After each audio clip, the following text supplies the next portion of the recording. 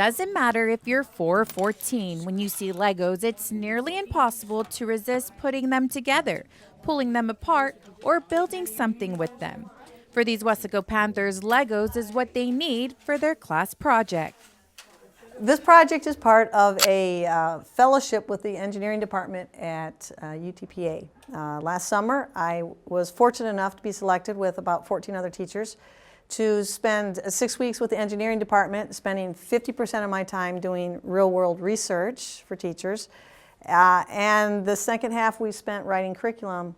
And the purpose is to get more kids interested in STEM careers.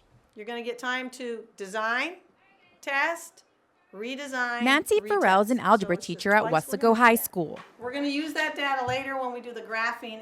She was one of 12 teachers in the Rio Grande Valley selected into the research experience for teachers in emerging and novel engineering technologies program. The diameter, is it a large diameter wheel or small diameter? It's a program that's sponsored by the National Science Foundation, and we have a site at the University of Texas Pan American. When you're describing the curriculum Farrell wrote during the summer were lessons on how to incorporate engineering into her everyday algebra class. With the theory that this will make our car go faster.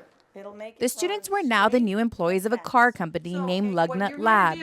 The company hired these engineers to update their existing car models. The students' goal was to remodel these vehicles to travel faster with perfect wheel alignment. We're trying to fix the cars, and we're learning how to add more gears to it, how to design it differently, and how to make it faster and quicker using more products or less. And we try to race each other to see which one is more, which one is best, and to see what we need to add or what's the best for it. Okay, you're going to be focusing primarily on the wheels because that's the primary thing that you're changing. The students were allowed to work on the project for 3 days. Just like real engineers, the students were asked to first identify the problem, brainstorm, design the new model, build it, and then test and evaluate. 2.2 seconds. Farrell says most students had to repeat these steps several times. She kept telling them, this is what engineers do.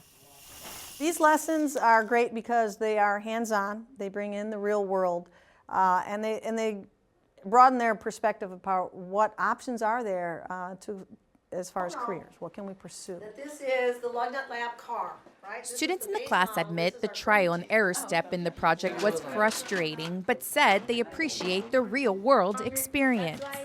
They're all the same. It's not only teaching me math, but it's also teaching me careers, and I've never been in another class where it teaches me anything like that, and it's actually good. Ready, set, go.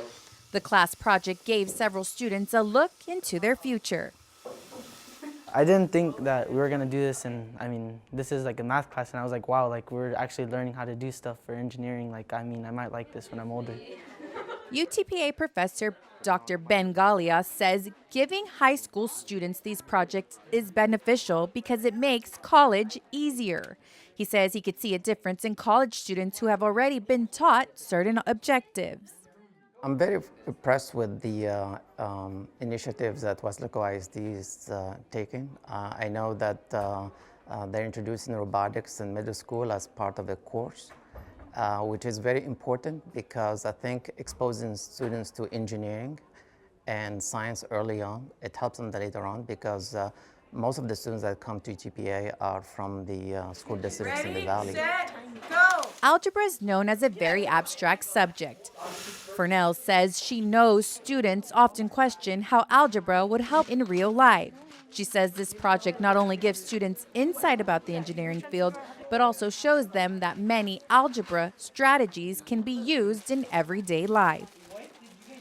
I'm Heather Arevalo reporting for KWES TV.